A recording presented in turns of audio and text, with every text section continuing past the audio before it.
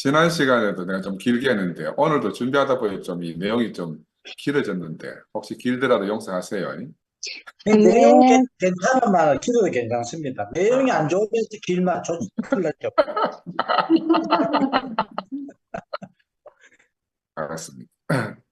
자, 이제 8시 5분이 돼서 시작하겠습니다. 오늘 6월 22일 하나님 나라 2PM 토요 줌 모임을 시작하겠습니다. 오늘 제목이 나눠진 프린트대로 누구에게서 온 고난인가, 또 순종하는 아들의 고난, 이런 제목을 가지고 마태복음 21장 23절에서 32절 말씀인데 좀 길지만 제가 전체를 한번 읽어보겠습니다.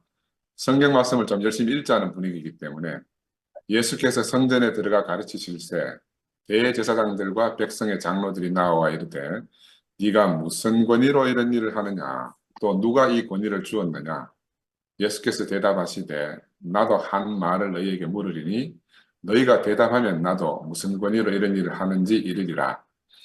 요한의 세례가 어디로부터 왔느냐? 하늘로부터냐? 사람으로부터냐? 그들이 서로 의논하여 이르되 만일 하늘로부터라 하면 어찌하여 그를 믿지 아니하였느냐 할 것이요 만일 사람으로부터라 하면 모든 사람이 요한을 선지자로 여기니 백성이 무섭다 하여 예수께서 대답하여 이르시되 우리가 알지 못하노라 하니 예수께서 대답하여 이르시되 우리가 알지 못하노라 하니 예수께서 이르시되 나도 무슨 권위로 이런 일을 하는지 너희에게 이르지 아니하리라. 그러나 너희 생각에는 어떠하냐? 어떤 사람에게 두 아들이 있는데 맏아들에게 가서 이르되 얘야 오늘 포도원에 가서 일하라 하니 대답하여 이르되 아버지 가겠나이다 하더니 가지 아니하고 둘째 아들에게 가서 또 그와 같이 말하니 대답하여 이르되 실소이다 하였다가 그 후에 뉘우치고 갔으니 그 둘 중에 누가 아버지 뜻대로 하였느냐 이르되 둘째 아들이니이다. 예수께서 그들에게 이르시되 내가 진실로 너희에게 이르노니 세리들과 창녀들이 너희보다 먼저 하나님 나라에 들어가리라. 요한의 의의 도로 너희에게 왔거늘 너희는 그를 믿지 아니하였으되 세리와 창녀는 믿었으며 너희는 이것을 보고도 끝내 뉘우쳐 믿지 아니하였도다. 우리가 어릴 때부터 교회 다니는 사람들이 이 말씀을 잘 알고 있는 말씀인데 오늘 우리가 늘 살펴보았듯이 먼저 권위의 문제가 나오잖아요. 그리고 두 아들을 통해서 누가 참 순종을 하느냐, 순종의 의미가 어디에 있는지를 이제 말하고 있습니다. 예수가 성전에 들어가서 백성들을 가르치는 것을 보고 이 제사장들과 백성의 장로들이 나와가지고 네가 무슨 권세로 이런 일을 하느냐, 또 누가 이 권세를 주었느냐 하면서 이제 예수의 이 가르침의 자격을 추궁하지 않습니까? 그렇죠? 항상 기득권을 가지고 있는 사람들이 문제인데 이 당시 유대인들에게는 성전에서 백성들을 가르치는 자격과 권세가 법적으로 정해져 있었다는 거죠. 그런데 예수는 느닷없이 나타나서 이런 법적인 자격이 전혀 없기 때문에 네가 누구로부터 이런 권세를 받았느냐 하고 추궁을 받게 되는 장면입니다. 그 요즘 이제 요즘 용어로 말하면 족보도 없이 네 족보가 어디냐 그렇게 묻는 거죠. 그래서 족보에 대해서 좀 말씀을 드리면 먼저 족보와 전통에 따른다 하면 아론의 반차라는 게 있어요. 이건 옛 언약의 제사 규례와 법도에 따라 진행되는 반려를 가리키는데 아론이 레위 지파니까 아론의 반차라는 말은 레위 계통의 제사 직분을 말하는 거죠. 레위 계통 안에 있는 사람들만 이런 역할을 할 수 있다. 이것을 레위의 반차라 이렇게 말하기도 합니다. 그래서 반차는 한문으로 풀이해 보면 나눌 반, 버금차 이렇게 해가지고 어떤 신분이나 등급을 이렇게 차례를 나누는 것 같다. 반차라 이렇게 말하거든요. 그 성경은 이제 이렇게 아론의 반차도 있지만 우리가 익히 알듯이 멜기세덱의 반차라는 말도 있습니다. 그렇죠? 이 예수 그리스도를 멜기세덱의 반차를 따른 대제사장이다 이렇게 표현하고 있어요. 성경에 보면 특별히 히브리서 6장 19절에서 20절에 보면 휘장 안에 들어가나니 그리로 앞서가신 예수께서 멜기세덱의 반차를 쫓아 영원히 대제사장이 되어 우리를 위하여 들어가셨느니라 이런 말씀이 있어요. 이제 그래서 우리가 이런 이제 그 네 권위가 어디서 왔느냐 이렇게 묻는 사람들에게 전혀 족보 없이 나타난 이 예수가 자기 자신을 누구와 버금되게 이렇게 말씀하시는가? 이제 멜기세덱의 반차를 쫓아서 내가 왔다 이렇게 이제 성경에 기록되어져 있으니 멜기세덱이 누군가를 우리가 살펴보면 멜기세덱은 예수님이 세상에 오시기 2000년 전, 그 아브라함 시대의 인물로 이제 상징적으로 그리스도를 예표하는 그런 사람으로 그려져 있습니다. 이 구약 성경에 딱 두 군데 이제 멜기세덱에 대해서 나오는데 아브라함 당시에는 살렘 왕이라고 이렇게 기록되어 있어요. 살렘 왕.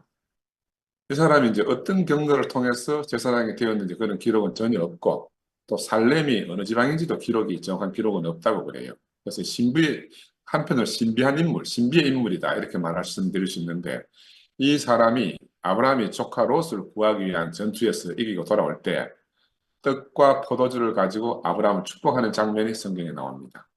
성경은 이 멜기세덱을 지극히 높으신 하나님의 제사장이다. 지극히 높으신 하나님의 제사장 직분을 가진 사람이다. 이렇게 표현해주고 있거든요. 창세기 14장 17절에서 20절 말씀을 보면 아브라함이 그돌라오멜과 그와 함께한 왕들을 파하고 돌아올 때에 살레망 멜기세덱이 떡과 포도주를 가지고 나왔으니 그는 지극히 높으신 하나님의 제사장이었더라. 그가 아브라함에게 축복하여 가로되 지극히 높으신 하나님이여 아브라함에게 복을 주옵소서. 너희 대적을 네 손에 붙이신 지극히 높으신 하나님을 찬송할지로다 하며 아브라함이 그 얻은 것에서 10분의 1을 멜기세덱에게 주었더라. 11조 이런 이야기들도 여기서 나오는데 그래서 왜 이제 이런 문제가 나오는가 하면 아브라함 당시에 그 아벨의 전통을 따라서 짐승을 잡아서 하나님께 제사를 드리는 그런 풍습이 아브라함 시대까지 계속 있었는데 이 멜기세덱은 짐승을 잡아서 하나님께 드린 것이 아니고 떡과 포도주를 제물로 삼아 제사를 드렸다. 그러니까 이게 이제 아론의 반차에 따른 사람의 제사하고 멜기세덱의 반차를 따르는 제사장의 제사하고 다르다는 거예요. 내용이 다르다.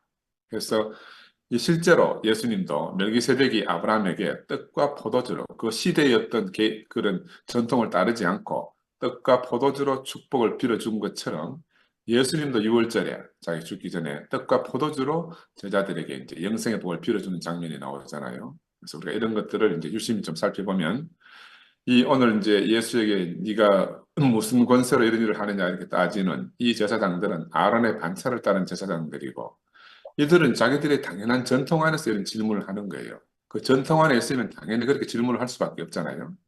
그래서 이런 문제는 전통을 지키려고 하는 유대교에서는 아주 중요한 문제라고 할 수가 있고 또 기득권을 가진 사람들은 당연히 전통을 중요시합니다.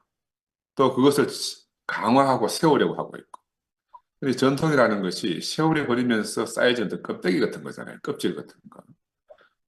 시간이 지나면 몸과 껍질이 구분이 되지 못하게 되는 거예요. 세월이 버리면 몸인지 껍데기인지 구분이 안 되는 행복에 빠지게 돼요.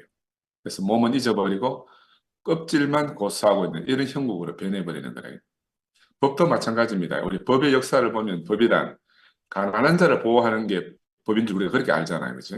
근데 사실은 가진 자를 가난한 자들의 폭력이나 위해로부터 보호하기 위해서 만들어진 게 법이라는 거예요. 이 법의 근원이. 가난한 자를 보호하기 위해서 만들어졌다고 우리는 알고 있는데 실제는 그렇지 않다는 거예요. 우리가 일상생활에서도 법에 호소하면 내 억울함이 당연히 해소될 줄 알지만 이게 너무너무 순진한 생각이라. 저도 법원에 몇 번 왔다 갔다 해보고 나니까 야, 법은 정의의 편이 아니에요. 법은 정의의 편이다. 이건 우리가 오해하는 거라. 지금 우리 대한민국에서 벌어지는 일을 봐도 이게 자명하잖아요. 지금 세상의 모든 범법자들은 다 국회에 가 있어. 이들이 국회에서 큰 소리 치고 도리어 난리잖아요. 나라만 그런가? 나라만 범법자들이 큰 소리 치는가? 우리가 살고 있는 곳을 봐도 마찬가지다. 그러니까 어디든지 인간이 사는 곳은 그 비슷하고 매 한 가지 같아요. 그래서 바울이 내가 날마다 죽는다라는 고백을 하는 것이 당연한 거라. 왜냐하면 우리가 이런 고백 안에 있지 않으면 우리도 금방 전통이라는 그 껍데기에 덮여가지고 생명이 죽어버리는 거예요. 그래서 우리가 예수의 죽음 안에서 매일 우리 자신의 죽음, 우리 자신의 그 죽음 안에서 우리 자신을 확인하는 이런 삶을 살아야 하는 것이 너무너무 당연해요.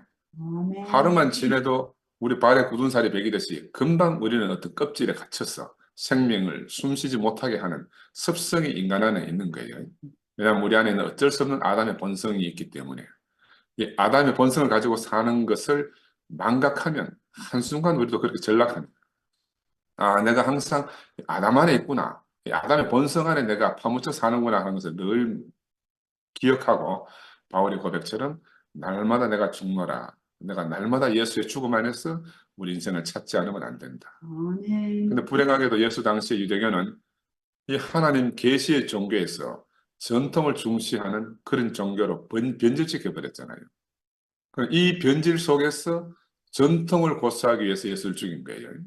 다른 이유가 없어. 근데 마찬가지로 지금 기독교도 그렇게 변질되어져 가고 있지 않습니까? 그렇죠? 그래서 이 변질된 기독교 속에서 예수는 박제화되고 그 박제화된 속에서 생명은 말살되어져 가는 거야. 마찬가지로 우리 처음 출발할 때 정말 신선하게 하나님의 계시 안에서 출발한 우리 대구교회 아닙니까? 그죠? 근데 우리도 세월이 흐르면서 어느덧 유일함을 자랑하면서 생명은 분리될 수 없다는 가장 기초적인 것을 우리가 망각했어요. 그래서 자신들의 생각과 말만 옳다고 주장하고 선포하고 나와 너의 관계, 이 생명, 나와 너는 생명의 관계잖아요. 근데 이 나와 너의 관계를 나와 그것, 나와 그, 나와 그녀 이런 식으로 타자화하는 거라. 3인칭으로 다 전락시킨 거예요. 그래서 자신들 이외에는 모두 대상화하고 악마화하고 지금 이제 아무도 말릴 수 없는 이런 지경에 이르렀다 이렇게 보이는 거라. 참 안타깝고 한편으로는 모두가 예수는 십자가에서 내려오지 못해 죽은 것을 아는데 이거는 지나가는 세상 사람 물어봐도 다 그렇게 알거든요. 야, 그런데 본인들만 이 비밀을 안다고 지금 난리도 아닌 난리를 치는 거라. 그 예수의 죽음의 참 의미는 내려오지 못한 데 방점이 있는 것이 아니고 십자가에서 죽었다는 거예요. 죽음의 방점이 있는 거예요. 죽었다는 거. 또 그보다도 더 중요한 것은 죽은 자 가운데서 하나님이 살리셨다는 거죠. 아멘. 죽은 자 죽었다는 데 방점이 있는 게 아니고 죽었는데 하나님이 살리셨다. 그리고 하나님이 그를 하나님 보좌 우편으로 올리셨어. 우리에게 생명 주는 영으로 다시 오시도록 하셨다는 거예요. 이게 너무너무 중요한데 죽음 안에 사로잡혀 살다 보니까 이상한 데 사로잡혀 가지고 그 이후로 진도를 못 나가는 거예요. 그래서 이런 사실은 간 것 없고 오로지 신 못 내냐 신 못 뛰냐 하면서 날뛰는 이런 세상이 된 거예요. 그래서 시간이 얼마 길지 않은데도 이렇게 굳어질 수 있는 게 인생이다. 우리가 이걸 꼭 기억해야 돼요. 꼭 시간이 길다고 해서 전통의 라인으로 사로잡혀 굳어지는 게 아니고 시간이 짧아도 우리의 본성상 우리는 이렇게 될 수 있는 그 속성이 너무너무 자명하다. 그래서 누구 말을 들어봐도 이구동성 똑같은 말을 하고 우리가 전에는 예수의 생명 안에서 우리 각자가 자기 말을 하는데도 듣는 사람은 다 하나로 들린다는 그 놀랍도록 다양한 세계 속에서 우리가 살았잖아요. 그래서 예수 안에서 다 통일되게 하나로 그렇게 알아지는 그 놀라운 생명의 세계를 우리가 누리고 살았는데 지금은 획일화된 언어의 폭압 앞에서 이제 그런 다양성들이 다 사라져 버리게 되는 거죠. 그래서 이걸 보니까 야 이거 정말 사람은 진짜 빈 그릇이구나. 무엇이 당기느냐가 아마 하루아침에 이렇게 싹 하루아침에 변해버린 거예요. 우리가 이렇게 되리라고 상상도 못한 거라. 정말 담기는 것에 따라서 전혀 다른 것이 표현되는 게 인생이다. 그래서 우리가 잘 알다시피 하나님은 이미 굳어진 이 전통 안에서는 자신을 계시할 수가 없잖아요. 왜냐하면 전통이라는 건 이미 구워진 그릇과 같아가지고 모양과 영적이 딱 정해지면은 늘어날 수도 없고 변할 수도 없는 그런 상태에 빠지는 거죠. 그래서 아무리 좋은 것도 그릇에 딱 담아보고 안 맞으면 버려버리는 거예요. 그 그릇을 버릴 것인가 생명을 버릴 것인가 이게 문제라. 그릇을 버릴 것인가 생명을 버릴 것인가. 우리는 어떤 사람? 우리는 지금 그릇을 버리고 생명을 선택했어요. 아멘. 왜냐하면 아무리 좋은 그릇도 생명을 담을 수 없으면 무용하거든요. 그지? 우리가 이런 사실을 지금 목도하고 있는 겁니다. 하나님은 영이요 생명이라고 했는데 다른 말로 하면 영과 생명은 그 모양과 용적을 측량할 수가 없잖아요. 그죠? 때로는 늘어날 수도 있고 때로는 줄어들 수도 있고 하는 것이 영과 생명이라 이렇게 말씀드릴 수 있는데 또 색깔로 말하면 때로는 파란색으로 나타나기도 하고 때로는 빨간색으로 나타나기도 하고 하얀색으로 나타날 수 있는 게 이런 생명인데 이걸 어떤 한 색깔로 어떤 한 모양으로 딱 고정해버린다. 이거는 그 생명을 죽이는 거죠. 그래서 우리 지난주 일요일 날 우리 형제들의 간증을 들었잖아요. 정말 하나님의 영과 하나님의 생명의 변화무쌍함을 그 각 형제들 안에서 우리가 나타나는 걸 보고 너무너무 경탄했지 않습니까? 누구나 할 것 없이 모두 함께 물에 뜨는 도끼. 야, 물에 뜨는 도끼라는 게 있을 수가 없어요. 그지? 도끼는 깔아앉는 게 당연해. 음. 도끼는 깔아앉는 게 당연해. 근데 그 물에 뜨는 도끼라는 말씀 우리가 들었지 않습니까? 근데 그 말씀을 들으니까 형제들이 나와 간증하는데 다 물에 뜨네. 다 도끼인데 물에 떠요. 우리, 야, 세상에 이런 일이, TV에나 나올 일이라. 세상에 어찌 이런 일이 있을 수 있습니까? 근데 하나님이 주관하시는 이 세계는 늘 우리의 상식 밖에 있잖아요. 그리 우리의 상식과 전통과 뭐 이런 것들을 다 내려놓고 우리가 하나님 앞에 서야 되는 거예요. 아멘. 중력의 법칙이 작동되지 않는다고 그때 제 목사님 말씀하셨어요. 우리는 몸은 중력의 법칙 속에 사는데 이 생명의 세계는 그런 중력의 법칙이 작동 안 한다는 거예요. 그 다른 말로 하면 신세계예요, 신세계. 왜 이게 이 세계가 신세계냐 하면 예수를 죽은 자 가운데서 살리신 분이 예수를 죽은 자 가운데서 살리신 분이 우리 또한 죽은 자 같은 우리를 예수 안에서 함께 살리시기 때문에 이건 완전한 신세계예요. 완전한 신세계. 누구는 보고 죽었다고 하는데 누구는 보고 살았다 하는 거예요. 이게 너무너무 놀라운 거라. 도끼는 물에 빠지는 게 당연한데 누구는 도끼가 물에 떴다고 하니까 이거 뭐 이해할 수 없는 세계잖아. 그치? 그래서 이보다 더 놀라운 일이 있을 수가 없는 그런 세계 속에 우리가 살고 있습니다. 이게 우리 눈앞에서 바로 현재적으로 일어나잖아요. 우리 목요일에 우리 또 선미 한철 얘기 있지만 선미 한철 인생을 듣는데도 한편으로 저는 대하 드라마를 보는 것 같았어요. 바로 선미와 한철의 인생이 그 인생 자체가 물에 뜨는 도끼라. 아멘. 세상의 상식으로 말하면 중력의 법칙을 빌어서 말하면 당연히 물에 가라앉아야 돼. 야, 근데 그 도끼가 물에 붕 뜬다는 거라. 음. 물에 뜬다는 말이에요. 아브라함과 이삭과 야곱의 하나님이 수많은 과정을 거쳤어. 요셉을 통해서 애굽을 통치하게 되는 이런 장면을 나는 선미와 한철의 간증을 통해서 막 그 대하 드라마처럼 참 일목요연하게 보이는 거예요. 바로 이 성경 속에 있는 많은 그 믿음의 선진들의 어떤 그 삶들이 오늘 우리 앞에 있는 형제 자매들을 통해서 하나님이 일하시는 그 모습을 통해서 나타나는 거라. 눈으로, 우리 옛날에 그런 가정만 성경에서 툭 튀어나왔다. 성경에서 툭 튀어나온 거. 모세가 튀어나오고, 바울이 튀어나오고, 베드로가 튀어나오고 하는 것처럼 성경 속에 있는 인물들이 툭툭 튀어나왔어. 지금 우리 앞에 현재적으로 보여주고 있는 거잖아요. 그래서 그들의 승리 속에 우리가 다 함께 참여하고, 또 함께 주님을 노래하는 이 기쁨을 누리는 것이 이보다 더 깊은 감사가 어디 있겠습니까? 그죠? 그 날마다 잔치고, 날마다 잔치지. 그지? 이 잔치는 세상에 알 수 없는 잔치예요. 아멘. 그래서 수많은 사람들이 예수의 부활을 갖다가 여러 각도에서 연구하고 살펴보잖아요. 근데 그들은 도저히 이걸 알 수가 없는 거라, 이 세계를. 이 부활의 세계를 알 수가 없어서 지금까지, 2000년 동안 지금까지 오리무중이라. 각자가 다 자기대로 이야기하는데, 그냥 오리무중 이야기를 하고 있는 거라. 근데 이상하게 우리가 칠삭둥이 같은, 바울의 고백을 말하면 만삭되지 못한 내게도 이렇게 말씀하시듯이 칠삭둥이 같은 우리가 여기서 생생하게 현재적으로 맛보고 경험하며 누리고 살고 있잖아, 그죠? 음. 그래서 나는 이게 너무너무 감사해요. 아멘. 썩어 없어진 우리 육의 몸이 신령한 몸으로 변한다 하는 바울의 고백을 우리가 알아들을 수 있게 된 거라. 음. 이 바울의 고백이 왜냐면 우리의 고백이 됐기 때문에. 사람들은 생각하잖아요. 몸이 어떻게 변할 수 있는가? 몸이 어떻게 변할 수 있는가? 근데 바로 그 생명의 그리스도가 우리를 찾아오시면 우리가 그렇게 다 변한다는 거예요. 그 미래적인 사건이 아니고 지금 현재적으로 우리의 썩어 없어질 육의 몸이 바로 신령한 몸으로 우리 변한 삶을 우리가 지금 살아가고 있잖아요. 그 신령한 용도로 우리가 바뀌어진다는 겁니다. 부활의 몸. 근데 이걸 사람들이 너무 오해해가지고 알아듣지 못하고 있어요. 예수가 다시 살아나셨다 하면 어디 하고 물었다는 겁니다. 지금 눈앞에서 예수가 살아났음에도 불구하고 보이지 않으니까 이제 어디 하고 막 찾고 다니는 거예요. 각자 왜 그런가 하면 각자 자기 복음을 붙들고 있기 때문에. 그러니까 이 자기 복음을 붙들고 있고 문해력이 없으니까 문자주의자가 되는 거예요. 문자주의자. 그래서 문자 하나하나는 막 지키고 사는데 도대체 일어나는 현상은 볼 수가 없는 사람들이 됩니다.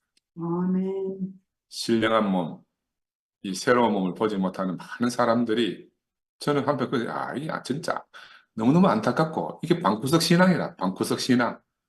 방구석 안에서 혼자 하는 신앙이라 예수의 죽음으로 말미암아 휘장이 찢어져 가지고 더 이상 따로 숨을 곳이 없어졌음에도 불구하고 어디 숨을 곳이 없나 해서 방구석에 들어가 지금 찾고 있는 거라 하나님. 하나님 혹시 어디 그 숨어 있는가 싶어가지고. 그지? 물에 뜨는 도끼처럼 이미 모든 것이 드러나 있는 세상입니다. 드러나 있어요. 이 계시가 이미 우리 앞에 다 드러나 있고 우리가 그것을 보고 누리고 살고 있잖아요. 이거 마술도 아니에요. 공상도 아니다. 실제 안에 있지만 늘상 일어나는 일상이지만 왜 못 보는가 하면 전통과 기득권 세계에 속해 있기 때문에.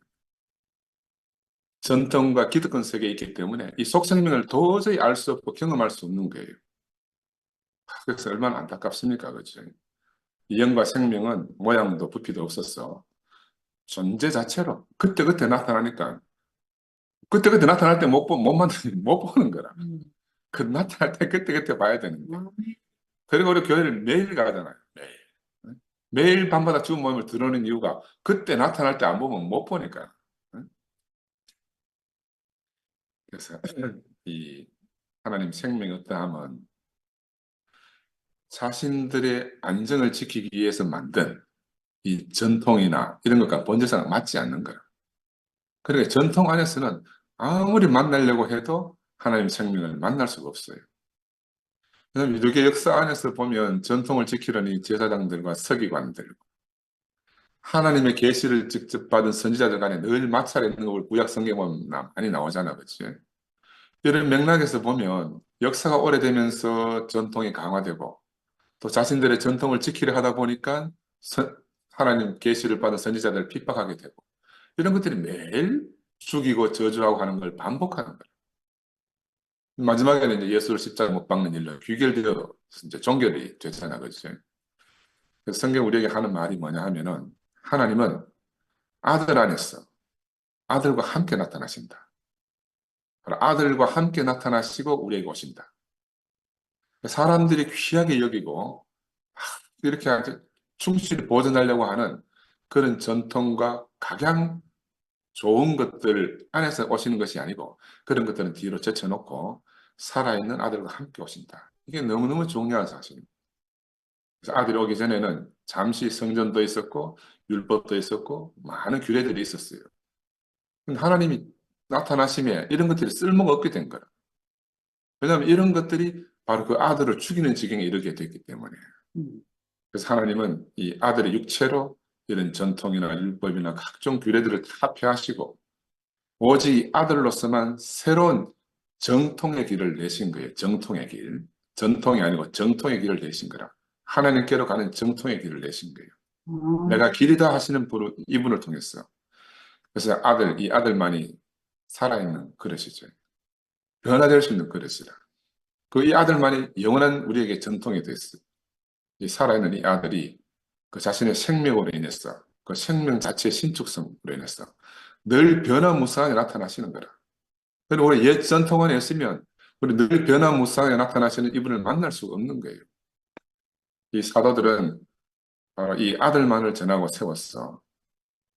그동안 유대교 안에서 지키던 그 많은 것들로부터 떠났잖아요. 그런데 전통을 고수하는 유대교로부터 그들은 떠났기 때문에 다시 핍박을 받게 돼요. 우리도 마찬가지입니다. 우리도 그러합니다. 우리도 이 그리스도 예수의 생명 이외의 모든 것에서 우리가 떠난 사람들이에요. 아멘. 우리는 그 생명의 성령의 법 안에 매인받은 사람들 아닙니까? 그 생명에 반하는 어떤 것도 우리를 묶어둘 수가 없는 거야. 한편으로 우리는 생명 이외의 모든 것에도 자유한 사람들이에요. 그 어떤 것도 우리를 묶어둘 수가 없다. 그런데 이제 역사 안에서 보면 시간이 흐르면서 이 기독교는 사도시대 이후에 교부 시대로 넘어가면서 그리스도가 아닌 다른 것들을 받아들이게 됐잖아요. 그래서 그들만의 또다시 새로운 전통을 만들고 결국 또 아들은 십자가 못 박혀 죽고 부활하고 승천하셔서 우리에게 생명 주는 영으로 오신 이 아들은 또 이 아들의 생명은 또다시 뒤로 밀려가게 된 거야. 내가 지난번에 한번 예를 들어 말씀드렸잖아요. 시칠리아 가서 내가 본 건데, 유럽 성당의 첨탑 끝에 달린 십자가의 표식이, 십자가 하나만 달랑 있는 거는 제일 하급이라. 그 십자가에다 옆으로 행으로 줄 하나 더 꺼가지고 주교 성당이 돼야 그보다 좀 높은 급이 되고, 거기에 옆으로 행으로 세 줄이 되면, 교황이 방문한 성당이 되면은 그 가장 급이 높은 성당이라 사람들이 그걸로 다 모이는 거라. 예수는 제일 하급이고, 그 다음에 주교 성당, 그보다 더 높은 거는 이제 교황이 방문한 성당이라. 참, 야, 근데 내가 그걸 보면 자기들은 참 그 좋다고 영광스럽다고 붙여놨는데 그 의미를 살짝 뒤집어 보면 너무 놀라운 거라. 놀라운 거라. 그 자기들 속에서 세 줄 있는 성당에 다니느냐, 두 줄 있는 성당에 다니느냐, 그냥 십자가 한 개 달랑 있는 데 다니느냐. 어디에 다니고 싶겠어요? 예수는 죽어서 보이지 않고 교황은 지금 살아가지고 내 앞에 있으니까 당연히 교황이 방문한 그 성당에 막 다 몰려드는 거라. 그래서 참 그게 뭐 그럴 수도 있겠다 생각이 들어요. 당장 눈앞에 있는 게 더 중요하잖아요. 음, 지금 우리 곁에 있는 어떤 사람들도 똑같은 형편이라 예수는 어디로 밀려가고 없고요. 다 다른 것들로 대치됐어. 다른 걸로 다 대치됐어. 그런데 이 아들은 어디로 밀려갔는가? 저 하늘 높이 밀려가 버린 거예요. 하나님과 함께 땅에 오셨으나 있을 곳이 없게 된 거라. 기독교인들은 그를 하늘 높이 막 그를 높이 숭상해가지고 하늘 높이 올려버렸잖아요. 다시는 땅으로 못 내려오도록. 지금 우리 AN 개구교회도 마찬가지입니다. 아들은 없고 무엇이 판치느냐? 아들에 관한 것만 판을 치고 있어요. 아들에 관한 것이 뭔가? 아들이 십자가에서 내려왔느냐? 음, 안 내려왔느냐? 음. 아들에 관한 엉뚱한 것들이 중요한 이슈가 된 거라. 그 이슈 때문에 아들이 사라져 버렸다니까. 안 내려왔다는 사람도 못 내려왔다는 사람들도 사실은 다 본질에서 벗어난 거야. 본질에서 빗나가. 근데 본질에서 빗나간 게 아니고 자기들이 정통이라는 거야. 이게 더 문제지. 더 문제라. 맞아요. 아들이 아닌 아들에 관한 것들이 본질을 대체해버린 세상. 그럼 과연 누가 백성들을 가르칠 권세가 있겠나?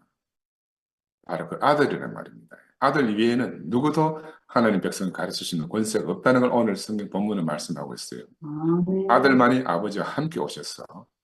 하나님 이제 아들로만 말씀하시는 거야. 아들로만 말씀하시는 거야. 히브리서 1장 2절에 이 모든 날 마지막에 아들을 통하여 우리에게 말씀하셨으니 이 아들을 만유의 상속자로 세우시고 또 그런 말미암아 모든 세계를 지으셨느니라 하는 말씀이 있잖아요. 아멘. 그래서 아들 아닌 그 누구도 그 어떤 것도 하나님 백성을 가르칠 권위의 근거가 없다. 예수의 권위는 다른 말로 아들의 권위고 사도들의 권위도 바로 아들의 권위다. 이렇게 말씀드릴 수가 있어요. 그래서 예수와 사도들은 아들로 살았고 아들로 말씀하셨습니다. 이게 참된 권위라죠. 권인 거죠. 아들이 나타나면 하나님 백성은 자동으로 다 순종해요. 아들이나 우리가 교회 생활 해보면 형제들하고 살아오면 알아요. 아들의 생명이 탁 나타나는 순간에는 모든 형제들이 거기 딱 순종하는 거라. 근데 그걸 보고 이 제사장, 답답한 제사장들은 누가 이런 권세를 주었느냐? 오늘 본문에서 추궁하고 있잖아요. 요한복음에 보면 17장 10절에 내 것은 다 아버지의 것이다. 아버지의 것은 내 것인데 내가 저희로 말미암아 영광을 받았나이다. 아들만이 그 아버지를 그대로 나타낼 수 있고 아들만이 아버지를 영화롭게 할 수 있다 하는 말씀이 나오잖아요. 또 한편으로 또 다른 요한복음을 보면 아버지께서 내게 하라고 주신 일을 내가 이루어 아버지를 이 세상에서 영화롭게 하였사오니 이런 말씀도 나오고 그러니까 아버지와 아들, 아들은 아버지로부터 권위를 받은 거예요. 아버지로부터 모든 것을 아버지로부터 받았잖아요. 이 권위는 다른 말로 그렇게 하니까 이제 아들이 권위다. 아버지의 권세는 아버지에 의해서 누구에게 주어지는가? 아들에게 주어진다. 아들에게 주어진다. 그래서 우리가 구약으로 돌아가서 아브라함의 아들 이삭은 이 하나님 아들로 오신 예수의 형상으로 구약 성경에 먼저 계시되었잖아요. 이삭의 모든 것은 아버지로부터 받은 것이다. 아멘. 예수의 모든 권세도 아버지 하나님부터 받은 거죠. 아멘. 이 아브라함은 하나님을 아버지로 안 처음 사람이잖아요. 근데 하나님을 아버지로 알았는데 아브라함 자신이 아버지다. 이게 아이러니예요. 하나님을 아버지로 알았는데 아브라함 자신이 아버지, 완백성의 아버지가 된 거예요. 마찬가지로 이삭은 아들이잖아요. 아버지의 모든 것이 자신의 것이 된 바로 예수의 그림자라 이렇게 말씀드릴 수가 있고, 그래서 신약에서 육체를 따라서 나지 않는 자 한 사람 예수밖에 없고, 구약에서 육체를 따라서 나지 않는 자도 한 사람 이삭뿐이다. 이삭은 바로 오실 예수의 표상이죠. 이게 바로 영원한 계시라, 영원한 계시. 우리는 이삭을 통해서 모든 것이 하나님의 은혜임을 보잖아요. 자기로부터 시작한 게 하나도 없어. 모든 것은 자기의 아버지 아브라함으로부터 비롯된 거니까. 그래서 우리가 이삭을 통해서 우리의 시작도 은혜고, 우리가 계속 앞으로 나아가는 삶도 은혜고, 우리가 이미 받은 것도, 또 앞으로 받게 될 것도 모두가 은혜뿐임을 이 이삭의 본을 통해서 우리가 보는 거예요. 근데 우리가 매일마다 드릴 것은 감사밖에 없는 거예요. 우리가 바로 이 이삭을 통해서 그가 아버지로 인해서, 아버지 안에서 모든 것을 은혜로 받았듯이 우리도 이제 그리스도 안에 있는 것은 모두가 받은 바 된 것이에요.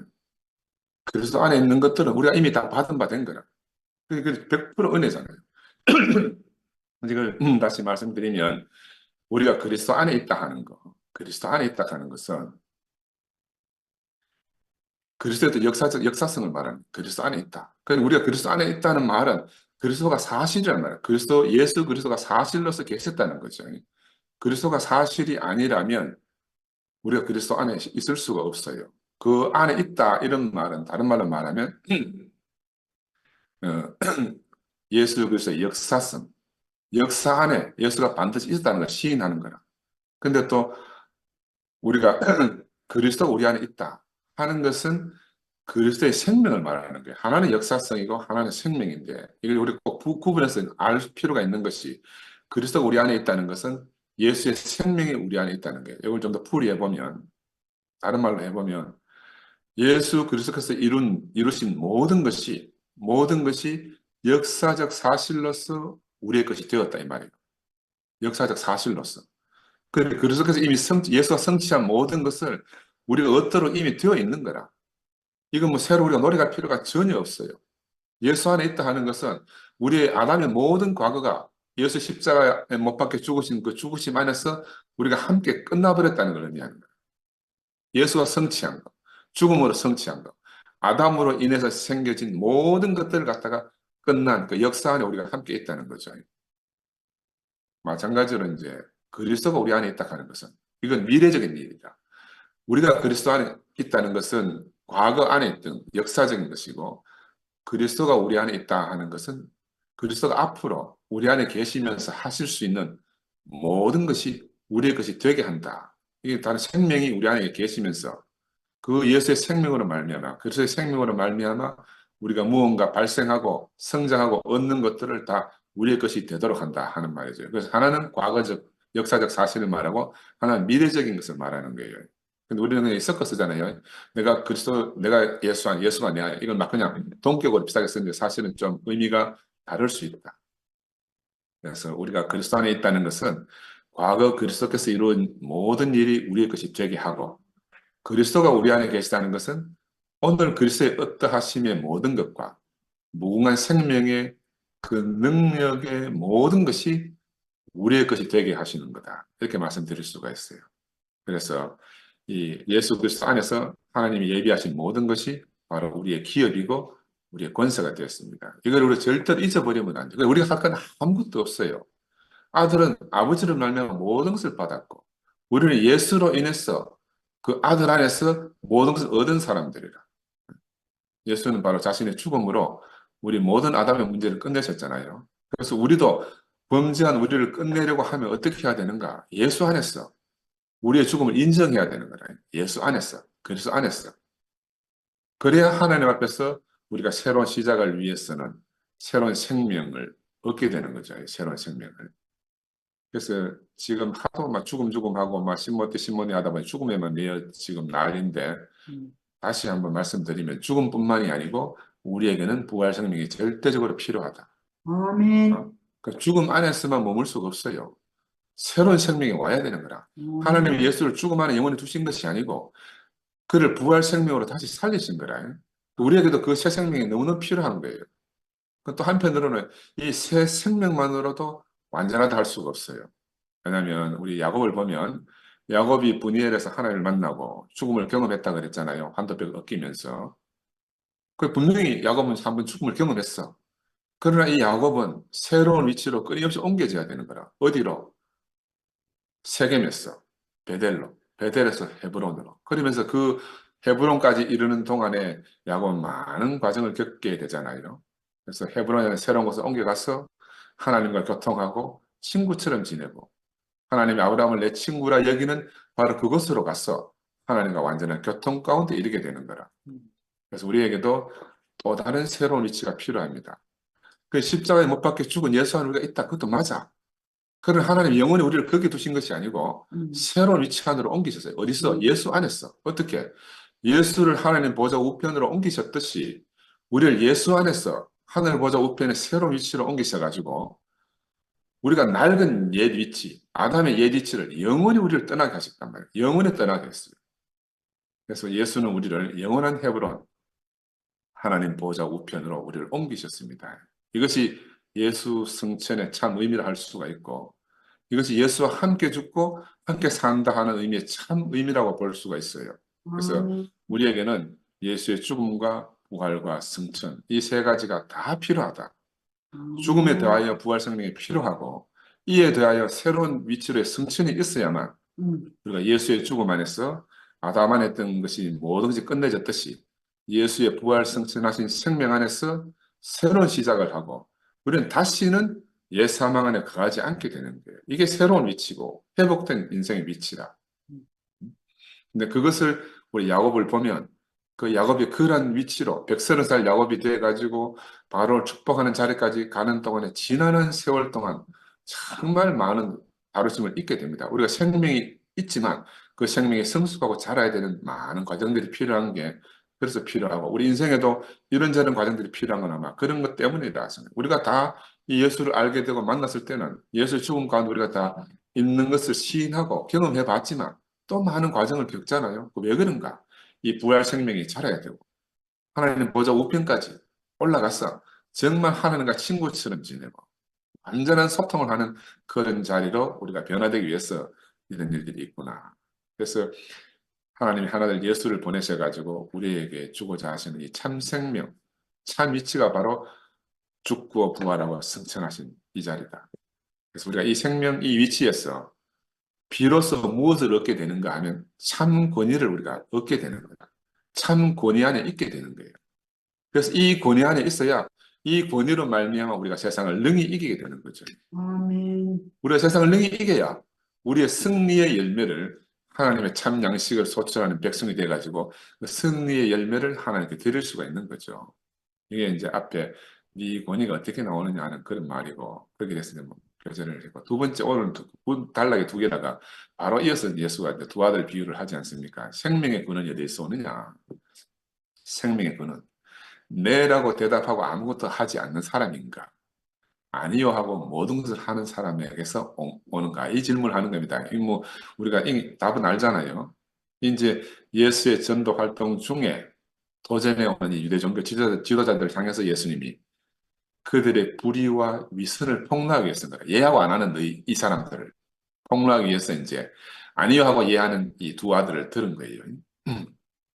한 사람은 두 아들에게 포도원에 한 사람이 두 아들에게 포도원에 가서 일하라고 했더니 맏아들은 가겠다고 하고 대답하고 가지 않았고 둘째 아들은 가지 않겠다 대답했다가 네 지옥 갔다 하는 이 비유를 성경에 이제 기록해 놓고 누가 그 참 생명에 거하는가 이제 이렇게 말씀하셨어요. 이제 예수의 아들의 권위가 순종하는 데서부터도 나오고 많은 아들의 권위가 여러 방면에서 나오는데 오늘은 이제 순종하는 아들의 권위를 이제 본문에 기록해 놨습니다. 저는 이 말씀 보면서 뭐 당장 뭐 순종한 아들 이전에 내가 먼저 보이는 거라 내가 누군가 나는 바로 이 둘째 아들로 보이는 거죠. 둘째 아들 어떤 면으로 보이는 거 아니요 하는 이 둘째 아들. 나는 본성상 뭘 들으면 그냥 아니요부터 먼저 나가는 거라. 이 예하면 좋은데 이해하면 좋은데 이 천연적인 성질이 그래요. 천연적 성질이 둘째 너무너무 비슷한 거라. 우리 학교 계신 한국 자매님이 이제 뭐라고 지시를 하면 일단 부정적이라 내 반응이 일단 부정적이라.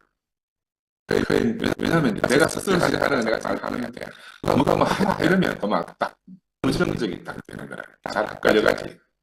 그래 우리 집 사람이 늘 볼 때마다 이제 뭐 불편히 시키면 마음 편하게 안 해주니까 말만 불편하겠어요. 늘 알고를 깔고 이제 답을 하니까. 나도 이제 아니요 해놓고 또 둘째처럼 돌이키거든. 아니요 해놓고 이제 생각해보면 아이고 이거 잘못했다 싶어서 이제 돌이키는데 그때 이미 버스 떠나갔잖아요. 버스는 가버렸어. 그러면 그 이후에 벌어지는 상황은 여러분이 상상이 되지. 고생길이 늘 열리는 거야.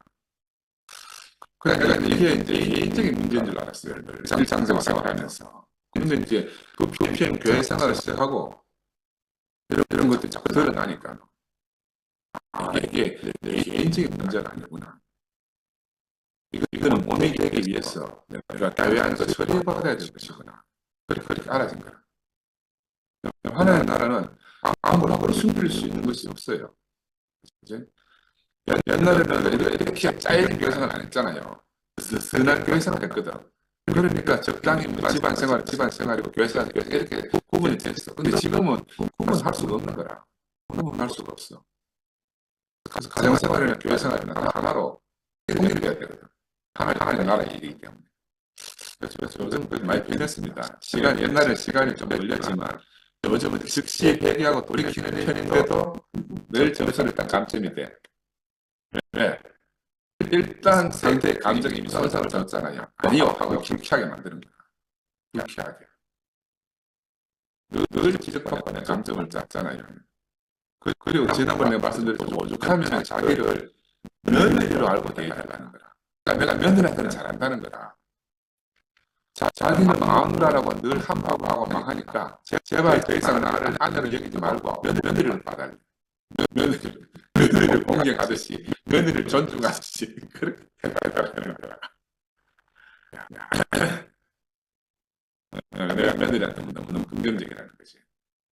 내가 그걸 들어봐서 속으로 들어봐도 야 이거 아니요 할 수는 없는 거라. 사실 맞는 말이니까. 그런데 뭐 화요일날 아침에 밥 먹는데 갑자기 뜬금없이 진지하게 묻는 거라. 왜 당신은 자기가 무슨 말만 하면 그렇게 정정적으로 반응하는지 솔직하게 한번 이야기하려고 하더라고. 솔직하게 화요일날 밥 먹는데 그래 내가 들어보니 내 저 이번 화요일날 둘째 이야기하려고 하는데 둘째 아들이 있는데 내가 자세히 이야기해 줄게. 내가 연결했지. 연락을 넘어왔어요. 오늘 자들이 본문을 읽으면서도 내가 그들하고 너무 똑같은 거라. 아버지 막 복장 터지게 아니요 하고 막 얘하고 아버지 막 얼마나 보고 좋겠어. 근데 본성상 아니고 툭 나오는 거라. 한국은 자매님 오늘 이 이야기가 제가 듣게 알고 그 화요일 아침에 또 기가 막히게 그렇게 질문을 하잖아요. 야 이게 그냥 있는 일이 아니라 그냥 있는 일이 아니라. 그래서 내가 속으로 생각해 야 하나님 일하실 때 모양이다. 그동안 내가 드러나지 않던 내 성품이 이제 수면 위로 하나님이 도끼를 물에 뜨게 했다고 했잖아요. 그러니까 막 물속에 가라앉으면 안 모르고 다 지나갈 건데 물에 도끼를 물에 붕 뜨게 만드는 거야. 그래 온 세상 사람이 다 알도록. 한편으로는 드러나야 처리가 안 되겠나 하는 생각이 들어요. 왜냐면 우리 황자매가 나 때문에 40년을 갖다가 마음에 늘 상처를 입었을 거 아니에요. 옛날에는 그런 개념이 전혀 없었고 교회 생활하면서 이제 개념이 조금씩 들어와도 고쳐지지가 않는 거라. 고쳐지지가 않아요. 그래서 내가 오늘 이 말씀을 드리는 거는 야 정말 미안했고 앞으로 잘 고쳐 나가겠다는 다짐을 내가 형제 자매들 앞에서 해야 되는 거라. 이게 진짜 교회 생활을 해야 되기 때문에 이게 바로 형제 자매들 앞에 하는 게 살아계신 하나님 앞에 하는 거예요. 네? 아멘. 나도 답답해. 왜냐하면 내 속은 이제 안 그렇거든. 근데 본성적 반응이 부정적으로 늘 치우치는 거라. 본성적으로 아니오가. 근데 이런 것들은요, 사업하는 데는 사업을 실패하지 않기 위해서 좀 필요해. 사업을 실패하지 않기 위해서. 좀 두드려보고 이렇게 하면 필요한데, 이게 이제 교회 생활 한다든지, 가정 생활 하는 데는 백해무익인 거라. 사람 관계에서는 절대로 그렇지 못하고 특히 가까운 사람한테는 치명적으로 상대방에게 이제 어떤 상처를 주게 되는 거죠. 나 이걸 이제 근데 야, 이게 오늘 뭐 이 말씀 하려고 하는지 이번 주에 내가 또 화요일 날 근데 화요일 아침에 황목선 자녀 그 질문을 했어. 질문했는데 화요일 날 내가 6시간 동안 교육을 받았어요. 중대재해방지법이라고 압니까? 그 직원들이 많으면은 기관장들은 중대재해 그 법에 걸리면은 막 감옥도 가고 해야 돼. 지금 아주 무서운 세상에 살고 있거든. 그래서 중대재해방지법 교육을 내가 6시간 동안 받았어요. 그러면 처음에 3시간은 막 이상한 잡소리 해서고 막 짜증나고 인터넷에 도망가도 막 얼굴 딱 보고 있어야 되니까. 근데 나중에 한참 듣다 보니 중요한 말을 하는 거야. 뭐라고 하는 건 뭐 중대재해가 왜 발생하는지 원인이 여러 가지가 있는데 그 중에 한 중대한 요소가 있는데 리더의 말이 중요하다는 거야. 리더의 말이. 그 말에는요, 말씀이 있고, 말씨가 있고, 말투가 있다 이러는 거라. 나 갑자기 눈이 번쩍 뜨지는 거지. 무슨 소린가. 그래서 말씨라는 거는 긍정적인 의미의 말이래요. 말씨가 예쁘다. 또 말씨가 곱다. 뭐 이렇게 말하잖아요. 근데 이렇게 고운 말씨로 하면 이게 이제 상대방한테 갔다가 돌아올 때는 말씀으로 이렇게 아주 또 고급화돼서 돌아온다는 거야. 상대가 그걸 좋은 방법 돌려주는데. 근데 말투는 뭐냐? 말투. 말을 던진다. 그 말이잖아요. 내가 우리 사람들 매일 지적받는 그거라. 말투 때문에. 말투 때문에. 저 한 분도 찔리는 사람이 있을 거라. 이 말투 때문에 말을 던진다는 거야. 어떻게? 부정적이고 비난적으로 막 던진다는 거야. 그걸 하지 말아야 될 대표적인 거라고 이야기하는 거야. 여기 직원들한테 이제 직장 리더가 그렇게 툭툭툭 던지면 거기서 직원들이 상처가 되고 그 상처가 업무와 연관되면서 안전사고가 생기고 그런 것이 막 꼬이고 꼬이다 보면은 중대재해가 생기고 사람이 사망하는 사건까지 이르른다. 그래 여기 중대재해법을 이야기 듣는데 이게 중대재해가 직장에서만 생기니까 가정에서도 생기네. 가정에서도. 네? 그래서 제가 이번 화요일 날 아침에 질문 받고 출근해가지고 교육 6시간 받는 동안에 와, 이 둘째 아들이 막 너무너무 내 머릿속에 각인이 되는 거야. 그 둘째 아들. 우리 성경은 이제 그 둘째 아들이 그래도 아니요 했지만 돌아왔어. 일했다 이래서 좀 긍정적으로 봐주잖아요. 긍정적으로 봐주지만. 그러나 실상은 둘 다 문제라. 얘하고 안 간 놈이나 아니요 하고 한 놈이나 사실 다 문제라. 다 문제라니까.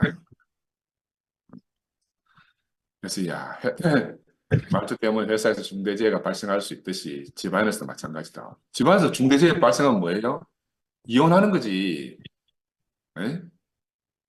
직장에서 중대재해 발생하면 사망사건이고 집안에서 중대재해가 발생하면 이혼당하는 거라, 이혼당하는 거. 근데 우리가 이거를 정말 모르고 지내는 거야. 우리가 갈 것다, 내가. 정말 모르고 지내. 내가 이번 한 주 동안 지내면서 정말 이거 깊이 인지했습니다. 깊이 인지했어요. 그렇지만 이런 천연적인 것들이 본성이라고 그냥 넘어갈 수 있는 게 아니고 우리는 공개된 사람들이잖아요. 그 세상 사람들하고 살 때도 이런 본성들이 여러 가지 문제를 사람 관계 안에서는 반드시 문제를 일으키는 거라. 관계 안에서. 하나님 우리를 그래도 뭐 맏아들보다는 낫다고 칭찬해 주긴 하지만 정말 이뻐서 그런 건 아니잖아요. 정말 그러니까 우리가 각성해야 돼요. 자꾸 우리가 하면 안 돼요. 내가. 이게 이제 오늘 본문이 말하는 뭐 내용이 전부 다라 말씀드릴 수가 있습니다. 유대인들은 정말 좋은 걸 다 가지고 있었어요. 성전도 있고 율법도 있고 규례들도 있고 좋은 직제도 있고 조직도 있고. 근데 아들을 보내신 아버지께 불순종한 거예요. 아들을 핍박하고요. 그래서 성경에 그런 말 있잖아요. 대저 표면적 유대인이 유대인이 아니고 표면적 육신의 할례가 할례가 아니라 오직 이면적 유대인이 유대인이며 할례는 마음에서 할지니 표면적으로 유대인들은 하나님께 열심인 거라. 나도 사실은 그래요. 근데 열심이고 내 속마음은 안 그렇다고 아무리 이야기해봐도 안 통해. 이제 40년 동안 써왔기 때문에 안 통하는 거다. 안 통해. 그래서 이 사람들은 자기들의 전통을 존중하지만 아들을 존중하지 않아요. 그래, 아들을 존중할 것인가? 전통을 존중할 것인가? 생명을 위하는가? 생명 아닌 것을 위하는가? 이런 게 다 드러나는 게 교회 생활이다. 그지? 이런 것들 하나님께 향한 것이 아니고 자신들의 소유인 성전과 율법과 전통들을 지키기 위해서 그들이 뭔가를 기득권을 행사하는 거잖아요. 이게 이제 예수 시대에만 있는 일을 할 수가 없고 지금도 하나님을 지키기 위해서 자기 하나님 우상을 위해서 찾아오신 참 하나님을 버리는 일이 벌어지고 있는 거예요. 지금도 이런 일이 옆에서 벌어지고 있는 거예요. 고도원에 가서 일하겠다고 하고 가지 않는 것이죠. 고도원은 아버지의 생명을 풍성하게 키우는 농장이잖아요. 아버지의 생명의 확산이 아들이기 때문에 농장을 잘 키우는 것은 아들을 확산시키는 건데 이 사람들은 아들로 살 생각이 없어. 그냥 품꾼으로 살려고 하는 거야. 품꾼으로. 농장 주인은 품꾼이 아니고 아들을 원하는데 아들이 소출되기를 원하는데 자기들은 아들 될 생각이 없어. 야, 그래서 우리도 한편으로 성전을 지키고 한편 율법을 지키는 이들 성분이 우리 안에 다 있었어요. 오래된 전통과 값진 유산을 지키는 이 품꾼의 속성이 우리한테 다 있었는데. 근데 이 품꾼이 되면 아들이 아니기 때문에 아버지가 그 아들을 거둘 수가 없어요. 아들 양식으로 아버지가 먹을 수가 없는 거라. 아버지는 자신의 농장에서 자신의 열매를 거두시기를 정말 간절히 원하시는데. 아멘. 그래서 우리로 하여금 전통을 지키는 품꾼으로 살면 안 되고 아들로 살고 열매가 되라는 거죠. 당신 자신을 배부르게 할 양식이 되라고 오늘도 우리에게 찾아오신 거라. 왜냐면 아버지는 오직 아들만 원하거든요. 아들에게만 상속이 가는 거예요. 아들만이 아버지를 그대로 받아서 살아낼 수가 있기 때문에. 아들 이외에는 그 누구도 그 무엇도 아버지 하나님을 살아낼 수 있는 게 없잖아요. 그런데 아버지에게서 나지 않고 누가 아들 될 수 있겠어요? 아브라함의 종인 엘리에셀도 아들이 아니고 아브라함의 노력이 섞인 이스마엘도 참 아들이 아니고 전적으로 하나님으로 말미암아서 나아진 사람. 혈통으로 낳지 않고 육신의 계통을 따라 나지 않는 이삭. 이삭이 아니면 그 아들이 될 수가 없는 거죠. 아멘. 그래서 하나님의 뜻은 하나님 자신이 우리 사람들을 통해서 우리와 함께 호흡하고 사는 거잖아요. 그래서 우리가 다 헤브론으로 세겜을 거쳐서 베델을 거쳐서 헤브론에 와서 만나기를 간절히 원하는 거죠. 그래서 우리로 하여금 성전이나 성경을 보수하고 율법을 행하고 전통을 지키고 이런 것들 하라고 하신 것이 아니잖아요. 이런 건 아들의 일이 아닌 거라. 아들 아니라도 할 사람이 쎄비렸어요. 그래서 참 아들은 어떤 길인가 이런 것들은 다 종의 길이기 때문에 국군들의 길이기 때문에 몫이기 때문에 그들에게 맡겨놓고 우리는 아버지의 아들로서 하나님 아버지 후사로서 그렇게 살아야 됩니다. 그래서 하나님은 오직 아들로만 일을 하시는 분이다. 아들로. 우리는 보고 있습니다. 오직 아들만이 아버지를 살아낸다는 것을. 우리 교회 안에 와서 형제 자매들을 통해서 그 장면을 매일마다 경험하고 살잖아요. 다른 길이 없어요. 다른 방법이 없어. 아들이 아닌 것은 다 속이는 자고 싹꾼이다.